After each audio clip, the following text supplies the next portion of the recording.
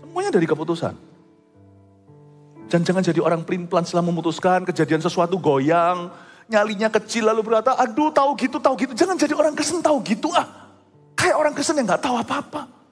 Orang Kristen yang tahu gitu, yang merek begitu adalah orang Kristen yang suka makan dari pohon terlarang, pohon pengetahuan, harus tahu dulu. Kalau tahu dulu kan Tuhan.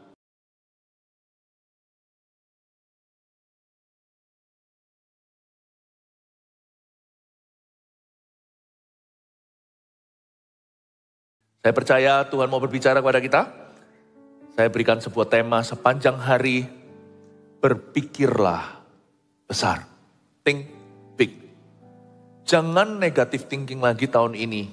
Kita harus kapok, udah jera dan tobat soal itu. Karena Tuhan mau menunjukkan perkara-perkara mulia. Seharian setiap ibadah wahyunya beda, tapi diambil dari Yesaya 54. Menunya tadi sudah keluar ya. 1, 2, 3, 4, 5 sudah belum? Ya ini dia. Kita memasuki ibadah terakhir ini sebelum besok pagi. Saya berikan judul apabila orang menyerbu, kata Tuhan itu bukan dari aku. Saya rasa penting sekali ini untuk mengobati hati yang suka menaruh curiga kepada Tuhan. Tuhan itu mencobai aku, Tuhan kasih aku penyakit. Tuhan buat kecelakaan dalam hidup saya. Tuhan buat keluarga kami bangkrut. Tunggu dulu, tahan dulu sebelum ngomong sesuatu. Apabila ada orang menyerbu, kata Tuhan, itu bukan dari saya. Tuhan itu penolongmu. Dia bukan musuhmu. Dia pembelamu. Dia bukan pendakwamu. Yesus, kaulah pembelaku. Lagu lama tuh. Pada siapa aku harus takut. Tahu lagu itu? Yesus, kau perlindunganku. Ku tak gentar menghadapi musuh, maka tegaklah kepalaku, hadapi lawanku yang berada di sekelilingku. Dan mulutku memuji, bermazmur bagimu, bersorak bagi kebesaranmu. Harus mantap sama Tuhan. Jangan merasa curiga atau apa, supaya maka tegaklah kepalaku, hadapi lawanku yang berada di sekelilingku. Dan mulutku memuji, bukan menuduh, bermazmur bagimu, bukan menyalahkan Tuhan. Bersorak bagi kebesaranmu, bersorak bagi kebesaranmu. Bapak Ibu Saudara, pakai mulut kita untuk memuliakan Tuhan. Jangan menuduh yang gak keruan. Akan sesuatu yang Tuhan tidak lakukan. Apabila ada orang menyerbumu, itu bukan dari saya, kata Tuhan. Itu bukan dari aku. Yesaya 54, tadi ada satu ayat yang saya tinggalkan, saya tetap akan bahas. Sebelum kita akan memulai ayat firman yang sah di ibadah ini adalah ayat 15. Tapi saya akan mulai dari ayat 14. Nubuatan Allah kepada bangsa Israel lewat Nabi Yesaya. Ayat 14 begini bunyinya, engkau Israel, umat Tuhan, engkau akan ditegakkan di atas kebenaran. Engkau akan jauh dari pemerasan. Sebab engkau tidak usah lagi takut dan engkau akan jauh dari kekejutan. Sebab ia tidak akan mendekat kepadamu. Lalu ayat 15, apabila orang menyerbu, itu bukanlah daripadaku, kata Tuhan. Siapapun yang menyerbu engkau, ia akan rebah melawan engkau. Sesungguhnya akulah yang menciptakan tukang besi, yang mengembus api, dan menghasilkan senjata menurut kecakapannya. Tetapi akulah juga yang menciptakan pemusnah untuk merusakkannya. Setiap senjata yang ditempa terhadap engkau tidak akan berhasil. Dan setiap orang yang melontarkan tuduhan melawan engkau, dalam pengadilan akan kau buktikan salah. Inilah yang menjadi bagian hamba-hamba Tuhan, dan kebenaran yang mereka terima daripadaku, demikianlah firman Tuhan. Ayat 14 sebuah janji, bahwa kita akan ditegakkan di atas kebenaran. Hidup dalam kebenaran itu susah dan mudah. Tuhan itu yang bertanggung jawab atas hidup kita. Tapi hidup dalam kebenaran itu susah. Karena susah untuk benar di dunia. Dan jadi orang benar juga sama susahnya, karena lebih banyak orang yang salah. Tidak sedikit orang-orang yang akan membenci kita karena kita hidup dalam kebenaran. Belum lagi yang melawan dan menghasut kita. Belum lagi faktor-faktor yang tidak kita duga. Hidup benar itu penuh tantangan, tapi meskipun demikian saya mending hidup benar daripada salah di hadapan Tuhan. Karena orang yang hidup benar itu masih ada yang namanya penyertaan Tuhan, bahkan pembelaan Tuhan. Tapi orang yang salah mungkin bisa hidup nikmat, tapi kalau Allah melawannya cepat lambat ya, cepat lambat tamat. Dan cepat lambat kiamat buat orang itu. Engkau akan ditegakkan di atas kebenaran, engkau akan jauh dari pemerasan. Bukan berarti kita gak punya masalah, tapi selalu ada jalan keluar dari masalah kita. Sebab engkau tidak usah lagi takut. Tuhan gak mau kita takut. Kalau takut secara feeling saja itu normal. Tapi kalau takut menjadi obsesi dan paranoia, menjadi paranoid. Takut itu menjadi roh ketakutan. Disitulah bahaya. Ketika kita overthinking, ketika kita itu worrying, ketika kita itu khawatir berlebihan, bahkan dikit-dikit ketakutan. Takut mati misalnya. Tadi siang lucu sih, saya tanya sama jemaat. Karena saya kan gak bisa mikirkan semua ketakutan yang Anda hadapi. Setiap orang kan beda, saya tanya. Takut apa, gak boleh takut apa. Ada yang bilang takut ini, ada yang bilang takut sakit, takut apa. Yang lucu sebelah situ ada yang berkata takut istri. Nah itu gak termasuk gitu. Dan nanti dengar sendiri khotbah saya koreksi. Tapi salah satu takut mungkin takut mati ya. Berapa banyak orang takut mati? Takut mati, tapi dia sudah pelan-pelan bunuh diri. Waduh, janganlah. Jangan dikit-dikit takut. Nyali itu harus lebih besar. Apalagi kita ini orang Kristen. Bukan berarti kita ngawur. Tapi kan kita ini sudah diskakmat sama Tuhan bahwa kematian atau mati itu adalah keuntungan. Jangan bertindak non-Kristiani gitu. Kalau soal bahaya apa itu berlebihan lebih dari orang dunia. Boleh bijaksana, bukan boleh harus malahan. Tapi jangan keterlaluan. Saya ingat sebelum Natal, atau pas Natal ya, di ibadah yang terakhir, saya khotbah tentang takut itu dosisnya harus dibatasi. Jangan cepet-cepet, dosisnya tinggi. Kalau bisa generik dulu. Dikit-dikit takut, ada orang Kristen tuh yang nyalinya kecil. Jangan-jangan gak Kristen hatinya, karena orang Kristen harusnya nyalinya besar. Karena kita itu punya iman, iman itu sinonim atau sama dengan keberanian, kekuatan. Jangan biasain ketakutan. Meskipun takut itu secara feeling normal ya. Karena takut seseorang mempersiapkan diri, saya takut gagal ujian, maka saya belajar. Tapi kalau sampai gak bisa tidur, gak bisa makan, menurut saya itu sudah setan. Engkau akan jauh dari pemerasan, engkau tidak usah takut lagi. Jangan takut. Dan engkau akan jauh dari kekejutan. Dari kekejutan. Ini bukan surprise, happy birthday to you. Kekejutan di sini adalah unpleasant surprises atau kejutan yang tidak mengenakan. Kejutan yang sifatnya penghakiman. Kamu tidak usah takut. Segala sesuatu dalam kendali. Tuhan itu pegang kendali. Meskipun kita tidak bisa baca situasi, kita nggak bisa tahu masa depan.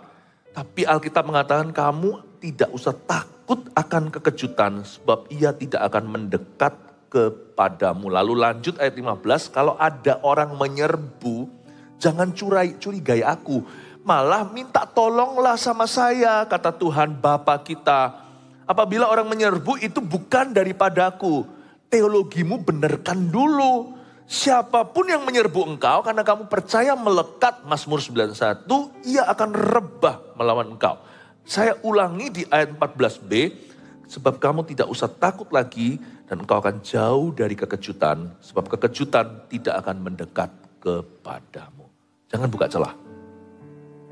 Orang yang tidak takut kekejutan adalah orang yang tidak membuka celah. Gini loh, saya hidup tiap hari seolah-olah hari terakhir saya. Jadi kalau ada apapun kekejutan, saya boleh sedih tapi penyesalan tidak akan melekat padanya. Satu feeling manusia yang paling negatif, yang paling gak enak dan susah dicuci adalah penyesalan. Misalkan, seperti lagu Maybe I Didn't Love You Quite As Good As I Should Have. Little things I should have said and done, I could never take the time. You were always on my mind. You were always on my mind. Pastor Philip kok enak ya, itu di GMS Live mana? Bukan, itu lagu sekuler, sorry ya. Lagu itu kata-katanya ngilu. Maybe I didn't love you, mungkin aku kurang mencintaimu. Little things I should have said and done. Hal-hal kecil, sesuatu yang seharusnya saya lakukan dan katakan. Saya gak punya waktu untuk dirimu. But honey, tapi sayangku, you were always on my mind though. Tapi selalu kamu itu aku pikirkan, cuman aku gak berani nyatakan. Sekarang terlambat sudah, kamu meninggal dunia. Atau sekarang sudah telat. Saya gak tahu siapa yang nulis lagu itu, siapa yang tahu di sini. Mungkin yang susu-susu AI, yang tante-tante, yang Pak Le, Bu Le yang tahu. Elvis kali? Betul ya? Mungkin. Yakin? Kalau nggak salah nih, koreksi saya. Salah benar sih nggak masalah, cuma ilustrasi saja. Itu ditulis oleh lagu oleh seorang yang menyesal karena kekasihnya sudah tidak sama dia lagi. Alias pegatan. Dia mau cerita sama dia, sebenarnya tuh aku cinta sama kamu, cuman aku tidak pernah berbuat sesuatu. Too late ya bro, too late. Paham maksud saya? Hidup itu jangan begitu. But you were always on my mind. Percuma kalau Anda pikirkan, hidup itu jangan ada penyesalan. Saya nggak mau nyesal. Sungguhan, saya nggak imani yang negatif lalu terjadi apa-apa. Enggak, tapi kalau terjadi apa-apa, saya tahu saya tidak buka celah. Saya boleh sedih atau kehilangan bahkan. Tapi saya tidak akan hidup dalam penyesalan. Saya bukan produk sorry dalam hidup ini. Kalau saya hari ini ketemu Tuhan, kalau saya mati hari ini, tok tok tok, iosan kata orang. Jangan kejadian ya kan? Tapi saya nggak takut. Saya ketemu Tuhan, I'm not sorry. Apapun terjadi dalam hidup saya nggak sorry sama Anda. Uang siapa yang pernah saya ambil? Angkat tangan. Nggak ada. Wanita siapa yang pernah saya jamah? Nggak ada. Istriku cuma satu-satunya yang kucinta. Siapa di sini yang pernah saya rugikan? Siapa yang pernah saya tipu? Nggak ada. Saya hutang apa sama Anda? Nggak ada. Kalau sampai saya nggak ada, I'm not sorry. Don't cry for me Argentina. Paham maksud saya? Saya mau cerita tentang anak saya Vanessa. Saya nggak tahu apakah dia izinkan saya cerita atau tidak. 2 hari lalu terjadi kecelakaan. Mobilnya ditabrak. Mobilnya sudah nggak bisa diperbaiki, mobilnya rengsek. Bukan salah dia. Dia mau belok kiri, tapi sebelah situ ada pengemudi gila. Sikat secepat peluru, wuss, tabrak sisi kanan. Untungnya di Amerika sisi kiri setirnya. Saya itu shock sama istri saya 2 hari lalu. Saya pun masih berada di luar waktu itu, tapi di negara yang beda. Saya dapat itu hari terakhir, saya mau terbang langsung ke sana, tapi gimana?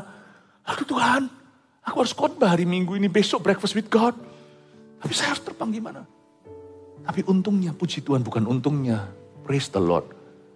Gak mungkin lah, kalau saya lihat dari mobilnya tak pikir-pikir sekarang saya ngeri loh. Kok bisa hidup? Mobilnya itu gak bisa lagi diperbaiki. Udah buang, rengsek, hancur. Anak cuman gores kaki.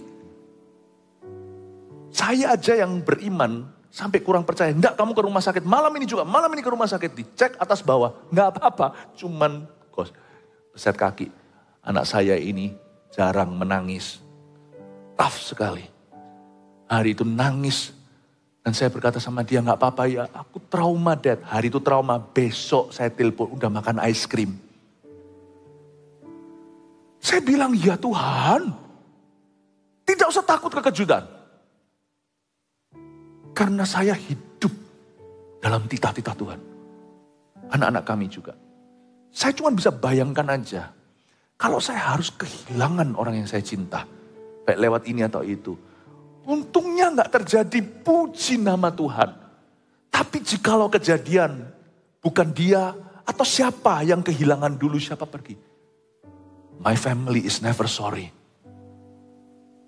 Kita gak pernah sorry. Kita paling-paling bisa sedih kalau apa-apa terjadi. Gak pernah bisa sorry. Karena kita hidup dalam titah Allah. Tidak ada I love you yang kami simpan terhadap satu sama lainnya. Tidak ada I'm sorry, aku maaf, minta maaf ya. Atau tidak ada hutang budi, tidak ada hutang sorry. Semua terbayarkan setiap hari, setiap malam dalam keluarga kami. Paham maksud saya Bapak Ibu? Nggak ada kekejutan. Waktu itu terjadi saya mikir saya ada dosa apa? Nggak ada. Bukan berarti saya tidak pernah berdosa, paham maksud saya. Saya tidak menyadari sesuatu. Saya tidak hidup dalam sebuah kesengajaan di hadapan Tuhan. Waktu saya dengar kabar itu langsung saya ditelepon oleh putri kami. Anak perempuan semata wayang. Anak kami 3, 2 laki.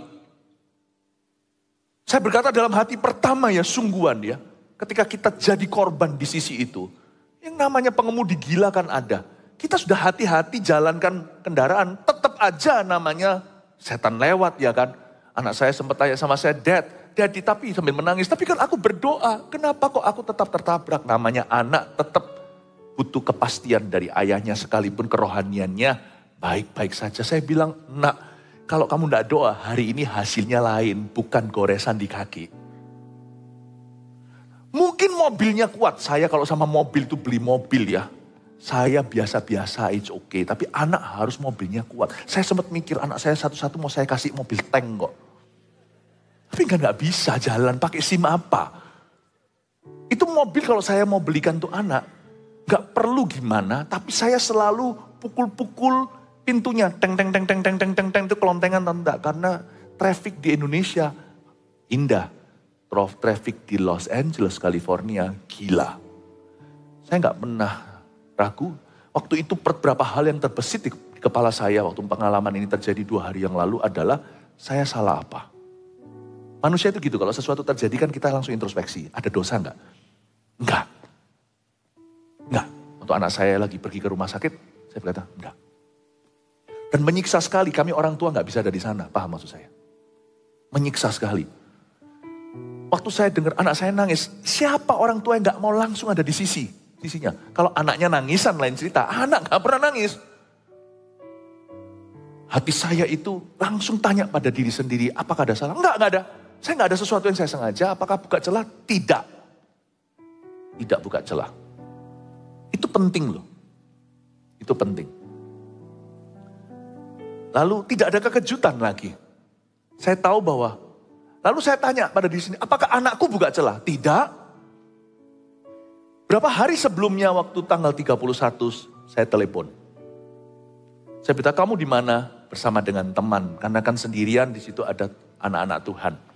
Waktu bersamaan, saya bilang sama anak saya, pulang.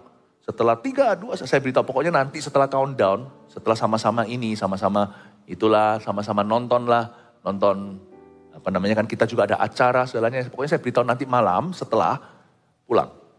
Hindari jam-jam malam ketika orang setelah pesta.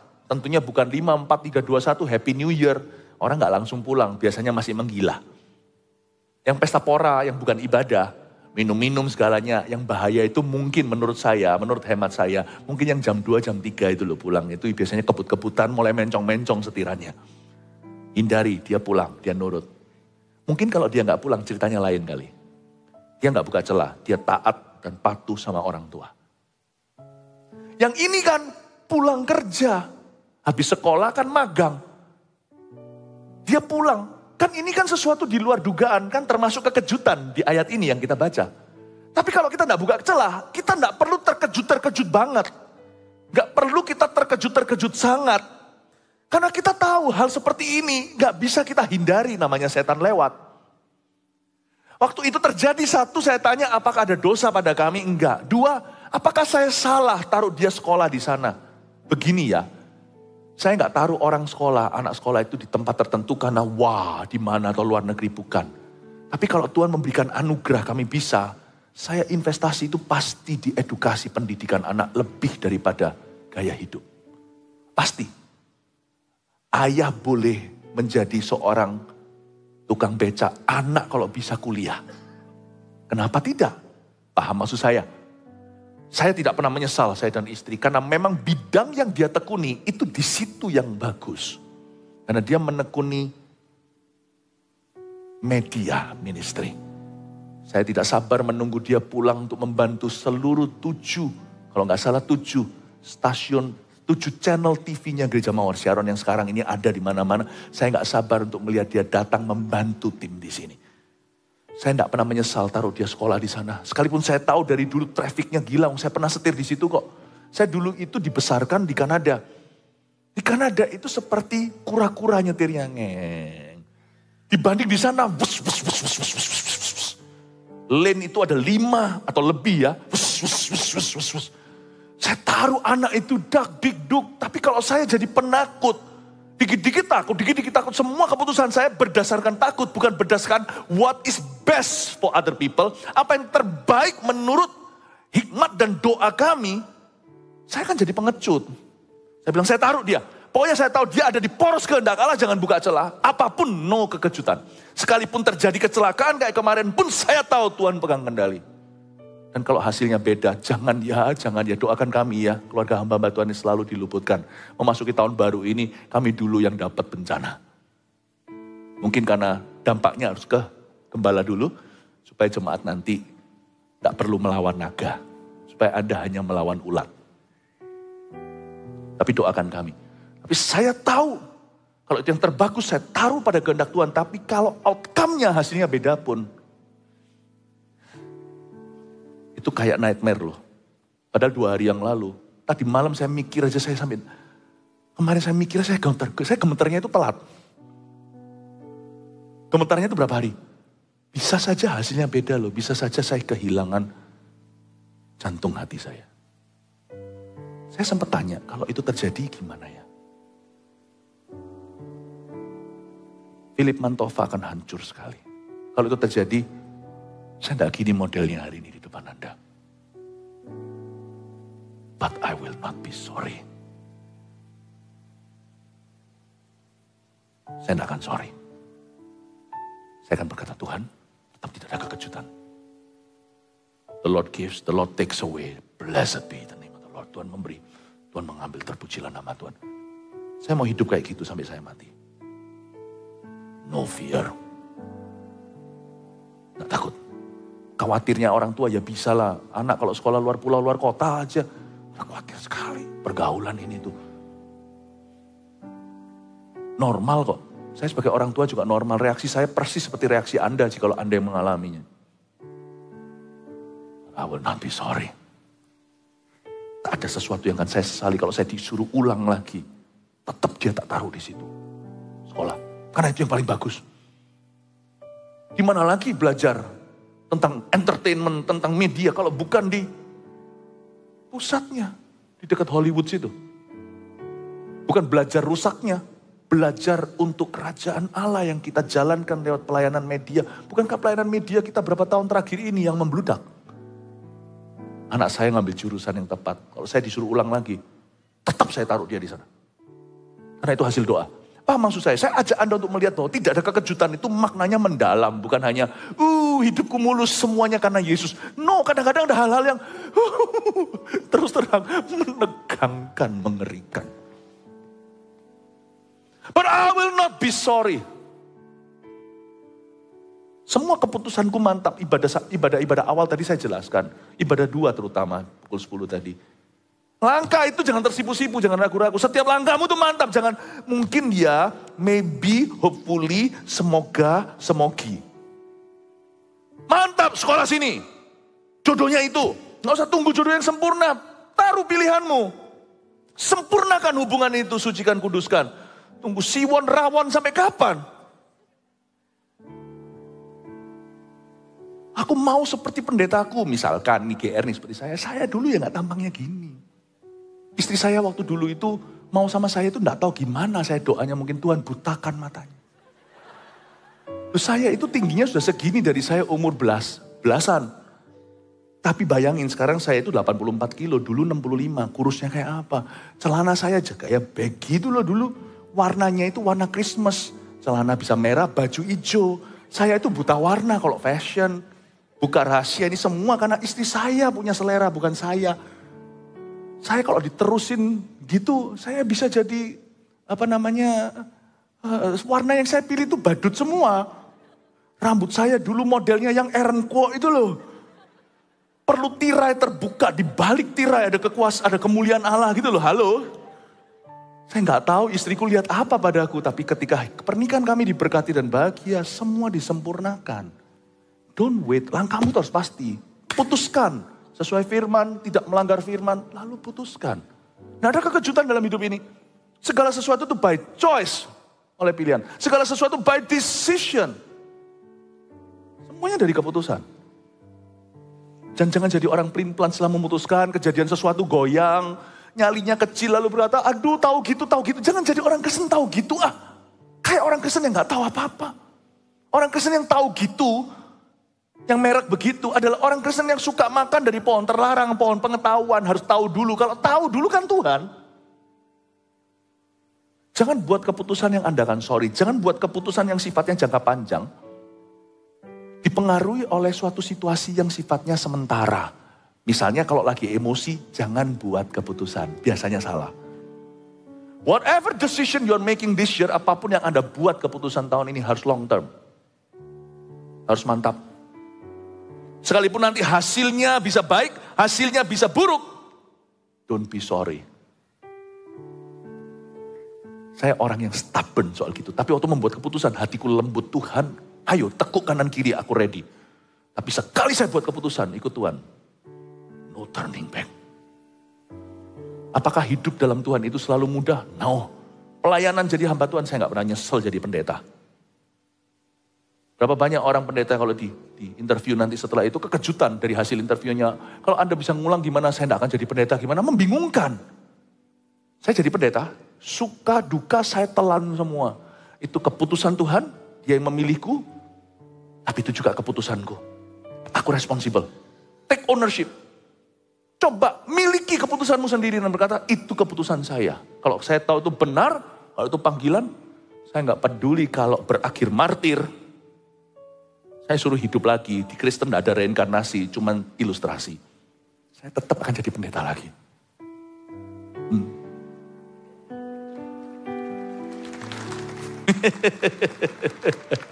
Haleluya. Saya minta Anda jangan menyesali pernikahanmu. Sekalipun sekarang mungkin pernikahannya lagi goncang. Jangan tiba-tiba tertarik sama meme muda. Atau tertarik sama Koko Siwon.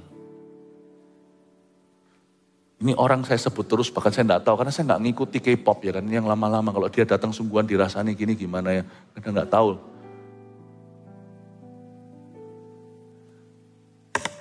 Janganlah menyesali pernikahan. Jangan menyesali pekerjaanmu hanya karena sekarang pekerjaannya lagi sepi. Oh, ya ampun pekerjaan sepi. Pelayanan juga bisa sepi. Jangan menyesali. Jangan menyesali profesimu. Jangan menyesali jurusanmu. Papa ekonomi, sebentar ekonomi lalu setelah itu art. Setelah ekonomi art nanti aku mau teologi, mau apa. Gini loh. Lu maunya apa? Jangan pelin-pelan. Buat keputusan, serahkan ke Tuhan. Tuhan yang sertai sampai ujungnya dibelokkan atau apa, jangan Anda yang belok hati. Kecuali kalau aku sudah memutuskan jadi penjahat, nah cepatlah berubah keputusan. Aku memutuskan untuk selingkuh, nah itu cepatlah bertobat. Kalau sesuatu yang tidak dikatakan firman, jangan, tidak ada kekejutan. No surprise lah gitu, no surprise. No surprise. Saya ajari kita bahwa iman tidak boleh dan tidak harus dan tidak sepatutnya pelin-pelan. Orang Kristen harus iyanya iya, tidaknya tidak. Di tengah-tengah itu banyak permainan setan. Amin Bapak Ibu. Ya, praise the Lord. Semoga Anda belajar sesuatu bahwa firman ini real. Wow. Dan apabila orang menyerbu itu bukanlah daripada aku. Jadi seperti kejadian yang saya ceritakan tadi, saya tahu itu bukan dari Tuhan. Saya nggak tanya kenapa Tuhan nggak lindungi ininya. Pokoknya saya lihat gores gitu ya saya gimana anak. Tapi saya tahu bahwa Tuhan telah melindunginya. Saya nggak ngomel kok. Saya tahu bahwa itu bukan dari Tuhan. Kenapa diizinkan sampai gitu? Ya sudah. Ya sudahlah. Paling enggak sekarang kami jauh lebih menghargai. Itu lihat. Dengar nggak? Itu Anda barusan dengarkan keluh kesah hatimu sendiri. Atau perut yang lapar belum makan jam segini. Yang di luar sana enggak tahu apa yang terjadi di sini kan. Kan enggak masuk ke mikrofon ya. Ini barusan terjadi guruh besar di sini. Guruh, kayak dengar suara ya perut yang lapar. Bapak Ibu Saudara, jemaat yang terkasih, saya mau beritahu kepada Anda bahwa make this life simple ya. Tahun ini jadi orang yang konsekuen dengan perkataannya. Konsekuen. Dan apabila ada orang yang menyerbu itu bukan dari aku. Saya enggak mempertanyakan Tuhan waktu kejadian. Saya cuma berkata, Tuhan, you are good. Saya enggak melihat, memilih itu tidak lihat rengseknya, tidak melihat hancurnya, tidak melihat lukanya. Saya melihat bahwa Tuhan, bahwa keluarga kami utuh. Terpujilah nama Tuhan. Itu mengajarkan sesuatu yang saya sudah tahu tapi diperbarui. Hidup itu simple aja. Pokoknya we have each other. Aku punya satu dengan yang lainnya. Kami punya satu dengan yang lainnya dalam keluarga. Enough sih. Mau ngejar apa sih? Itu memberi kepada kami apresiasi yang jauh lebih tinggi daripada dulu. Dulu sudah tinggi, semakin tinggi harganya. Harga kehidupan bagi kami. Sejak kejadian itu juga kami jadi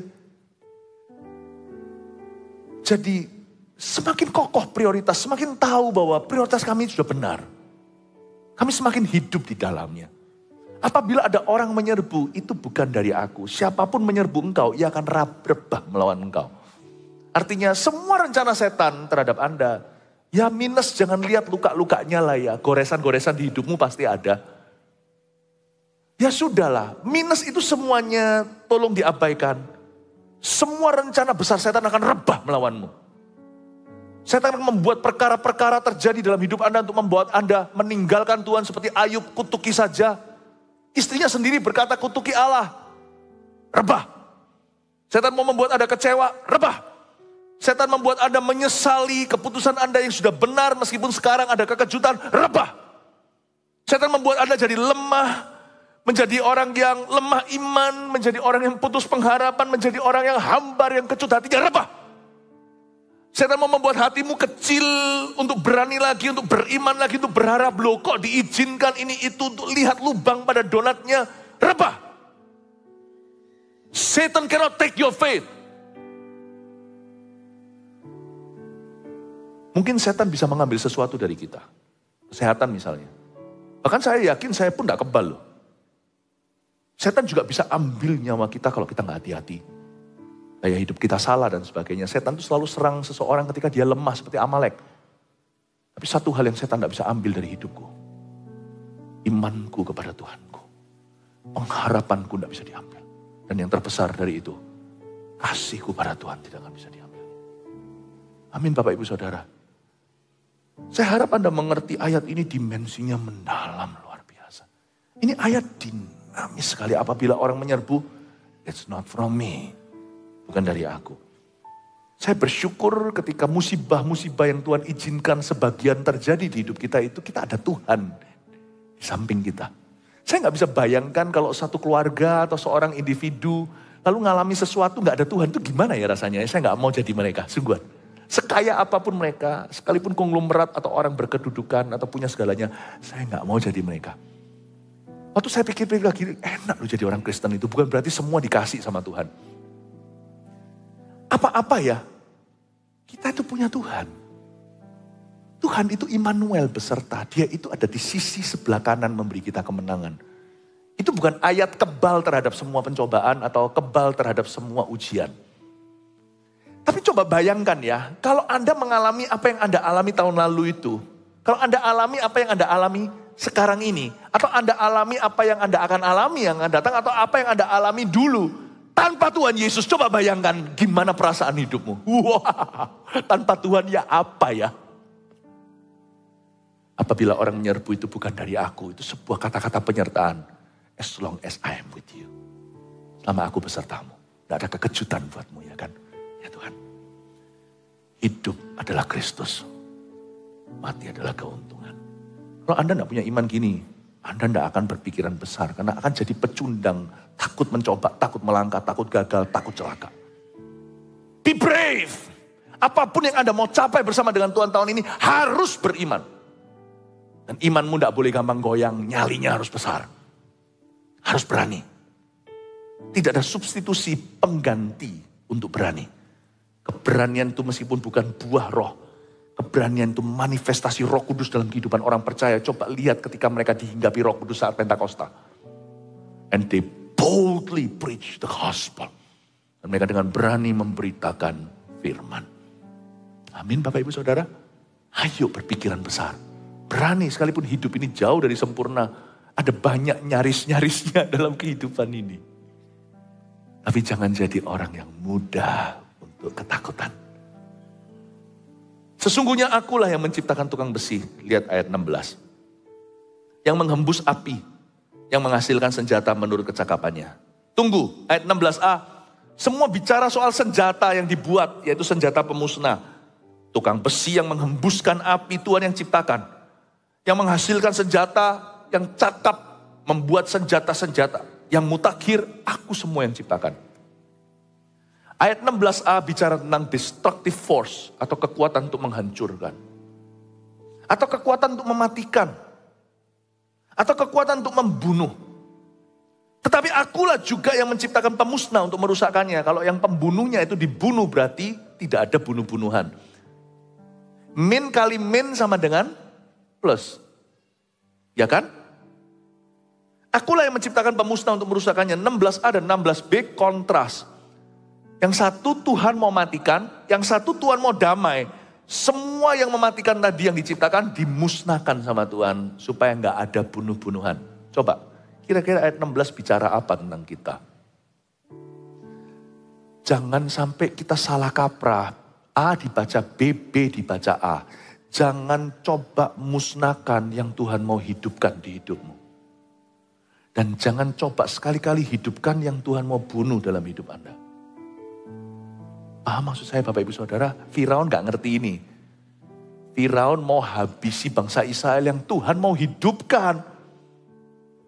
Harusnya Firaun kalau smart, namanya orang itu kalau pinter secara duniawi, gak tentu brilian secara rohani. Jangan coba pakai kepinteranmu untuk ikut Yesus. Malah serahkan kepandaian Anda untuk dipakainya. Perbaharui akal budi. Firaun itu kalau pinter, harusnya dia cepat boloan sama Tuhan. Supaya seolah-olah memiutangi Allah. Kalau Firaun itu sepakat sama Tuhan, ya sudah, jangan sampai bangsa Israel tangan hampa keluar begituan aja dari Mesir untuk menyembah Tuhan. Karena perintah Tuhan lewat Musa jelas. Let my people go. Izinkan umatku pergi untuk menyembah aku. Kalau saya jadi Firaun, nah saya nggak bisa ngomong gini karena saya penuh Roh Kudus. Firaun penuh roh jahat, jadi nggak ngerti dia. Dia jadi juling rohaninya. Kalau saya jadi Firaun, saya akan berkata, Tuhan, jangankan aku hanya lepaskan. Saya akan kasih mereka rantangan. Saya fasilitasi. Saya sungguh-sungguh kasih mereka kendaraan. Berapa kereta kuda saya pinjamkan. Karena apa yang Tuhan mau hidupkan, turutlah menghidupkannya. Nanti Tuhan yang akan seolah-olah berterima kasih kepadamu. Seolah-olah Tuhan tidak pernah harus terima kasih sama siapa-siapa. Malah lawan. Lo cari perkara dia. Tuhan mau hidupkan, dia mau musnahkan. Tuhan musnahkan dia. Jangan coba-coba. Jangan coba-coba pegang biji mata Allah. Salah ini Firaun ini kurang smart. Andai kata merek-merek hotel hari ini itu sudah ada di Bethlehem 2000 tahun lalu. Seharusnya ya, waktu Yesus, waktu belum lahir sih, di kandungan Maria atau Mary, waktu dia keliling cari penginapan, kalau saya punya hotel saat itu, saya pasti akan minta sama salah satu guest. Kalau saya tahu siapa yang mau tinggal di sana yang punya bumi dan langit. Dia yang nanti bisa luluskan saya mati masuk surga atau neraka. Dia yang punya segalanya. Kalau saya jadi pemilik hotel, pemilik rumah penginapan, saya akan ketok pintu salah satu. Saya akan pergi ke presidential suite atau kepada ruang kamar terbesar dan termahal. Saya akan ngomong sama pelanggan, sorry ya. Jikalau Anda mau ngalah kamar ini, saya kasih 1 tahun ke depan Anda bisa pakai ini setiap minggu sekali. Karena saya harus kasihkan ke bayi itu juru selamat. Wow. Saya pasti mau memiutangi Tuhan. Meskipun saya tahu dia yang punya segalanya. Karena semua yang kita punya di hidup ini hanyalah hak guna bangunan atau HGB saja. Yang punya SHM sesungguhnya surat hak milik itu cuma Tuhan Yesus. Nah yang punya segalanya ini datang mau dilahirkan. Gak ada yang mau buka pintu. Kalau saya punya hotel, tak buka sama saya. Free sekalian supaya gak terjadi seperti trading. Supaya nanti forever and ever selama-lamanya. Misalkan hotel apa? Saya susah untuk menyebut merek, nanti tidak boleh endorse siapa-siapa. Misalkan hotel itu disebut apa ya? Hotel Nyaman Surabaya, oke? Asik dong. Selama-lamanya saya masuk ke Matius, Markus, Lukas, Yohanes. Nyaman Sejahtera lah ya. Hotel Nyaman Sejahtera mensponsori Yesus. Akan forever and ever selama-lamanya saya harus diberkati. Hotel saya itu kasih kamar kok supaya Yesus jangan dipalungan. Luar biasa hotelku Nyaman Sejahtera. Selama-lamanya akan ada embel-embelnya sponsored by Jesus. Nyaman Sejahtera by Jesus Christ. Wow. Gak mungkin hotelku bangkrut forever and ever. Gak ada yang mau buka pintu, tutup semuanya. Kalau saya tahu siapa mau naik pesawat, saya akan minta bisa tolong gak mengalah kursi itu. Saya kasih Anda bisa terbang ke kota manapun juga free setahun. Mungkin ada pelanggan yang berkata, oke saya kasih kursinya. Kasih siapa sih? Kasih itu sepasang suami istri, Yusuf dan Mary. Jangan coba melawan yang Tuhan kenan. Tapi jangan coba kenan yang Tuhan lawan. Nanti ikut-ikut dimatikan. Ini adalah prinsip senjata pemusnah dan yang memusnahkan senjata pemusnah. Paham maksud saya? Bapak, Ibu, Saudara, jangan bela dosa. Supaya jangan sampai Anda berdosa. Dan jangan salahi orang benar. Supaya Anda jangan disalahkan. Dan kalau orang berbuat baik dan kita berbuat jahat, niscaya Alkitab katakan kejahatan tidak akan pernah meninggalkan rumah tanggamu. Jangan balas susu dengan kumbah, apa? Apa? Air ban. Nggak tahu air apa itu, saya pepatahnya kurang nangkep itu. Air tubah, air kubah, air whatever. Itu tadi. Jangan balas. Mari kita tangkap prinsip ini ya. Gravitasi sorga jangan dilawan. Anda harus bisa mempraktekkan sebagai anak Tuhan yang juga peka sama Roh Kudus. Anda bisa membeda-bedakan apa yang dikenan Tuhan, apa yang tidak dikenan Tuhan. Kalau Tuhan berkenan, misalkan Tuhan bergerak ke arah tertentu, misalnya ayo kita itu harus memberitakan Injil pada dunia. Ikut itu. Ayo kita sesatkan orang lain, apalagi menyesatkan anak kecil. Tuhan sudah bilang lebih baik dililit sama batu kilangan dicemplungkan ke kali sekalian. Jangan ikut-ikutan. Tapi kalau misalkan kita mau menjadi pengaruh yang baik atau kita mau memenangkan jiwa, ikutlah. Itu di situ ada keperluan Tuhan. Dan siapa yang ikut seolah-olah memiutangi yang Maha Kuasa. Paham maksud saya? Kunci penyertaan itu bukan minta disertai. Siapa menyertai Tuhan, Tuhan sertai dia. Siapa tidak melawan kita, dia bersama kita, kata Tuhan Yesus. Siapa mencerai beraikan di saat panen, dia itu musuh. Tapi siapa mengumpulkan, dia itu adalah teman. Luar biasa. Mau tahu rahasia penyertaan bagi keluarga kita? Ikuti aja. Tuhan kemana? Jikalau misalkan ada orang-orang yang suka bicara kepahitan, tidak mau sembuh tapi hanya mau memusuhi semua. Anda tidak usah ikut-ikutan itu. Jangan terseret dalam dosa orang. Korah, Datan, Abiram sebelum ditelan oleh bumi, Tuhan katakan, hey, siapa gak mau ikut ketelan? Minggir. Musa pun disuruh minggir. Minggir. 1, 2, 3, boom. Ketelan semuanya 250 orang tua-tua itu. Terutama Korah, Datan, dan Abiram itu dan keluarganya semua kecemplung masuk ke sana. Ada satu yang ketinggal. Tidak ikut tercemplung di sana. Akhirnya menjadi pemazmur. Kalau Anda baca, Bani Korah. Yang lainnya semua dikorah-korah sama Tuhan, dibersihkan. Don't get near. Kalau Anda ikut di sana, Anda gak ikut berdosa, terseret ke dalam dosa orang.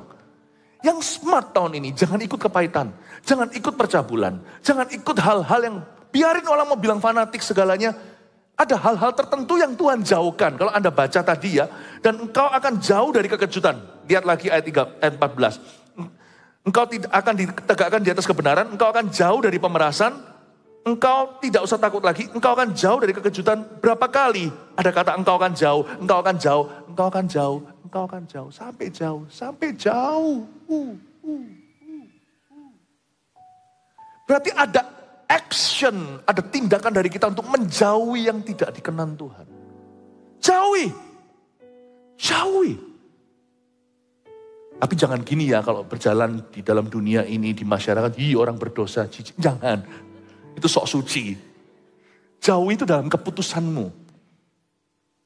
Jauh itu dalam keputusan Anda.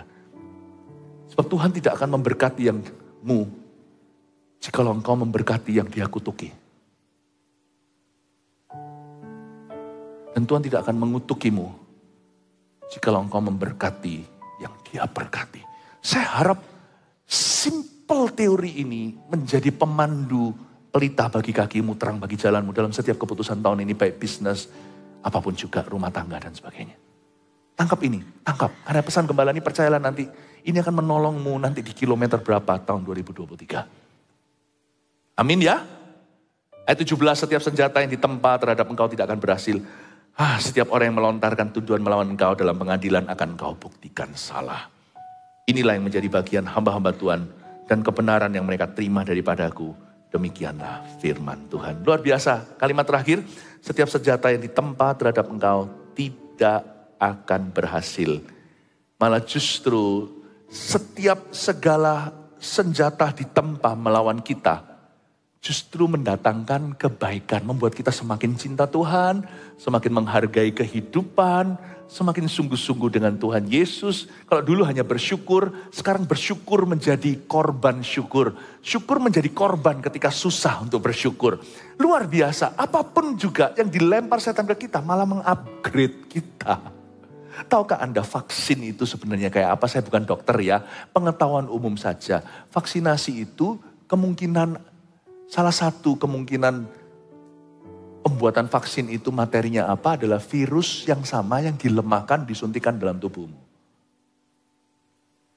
Jadi tahu nggak, salah satu penetral bisa ular, kalau belum telat baru digigit ya, itu adalah bisa ular itu sendiri yang diolah menjadi penawar. Makanya ular, saking menternya jenis itu, kalau gigit sendiri nggak bisa. Karena waktu bisa itu masuk di dalam sistemnya, dia nggak bisa diracuni sama bisanya sendiri. Paham maksud saya? Ini mungkin juga tidak semuanya, ini hanyalah ilustrasi. Jikalau nanti secara ilmiahnya ada beberapa hal yang kurang pas, maafkan. Tapi maksud saya adalah, virus yang dilemahkan itulah peluru setan. Ke Anda. Justru mengupgrade Anda. Malah tambah tinggi. Malah tambah kuat. Malah tambah cinta Tuhan. Gak bisa digagalkan. Karena itu jangan takut sama problema. Hadapi dengan kepala yang tegak. Tapi jangan goyah sama Tuhan. Itu kuncinya. Sebab ketika kita tidak goyah sama Tuhan, apapun yang disuntikkan ke dalam hidupmu, kutuk pun akan berubah menjadi berkat. Tidak ada peluru yang mempan sama hidupmu. Tapi apapun yang terjadi dalam hidup Anda akan di-upgrade oleh Tuhan. Haleluya. Mari kita semua bangkit berdiri. Hamba berdoa untuk aman, tidak ada kecelakaan. Tuhan Yesus sertai keluargaku ini. Berkat dari Allah Bapa sambil kita mengangkat tangan kita. Berkat dari Allah Putra. Berkat dari Allah Roh Kudus. Menyertai jemaat Gereja Mawar Sharon yang kucinta. Pulanglah, membawa sejahtera. Berapa jam lagi kembali ke sini. Kita akan masuk hadirat Allah bersama-sama. In Jesus name. Amin.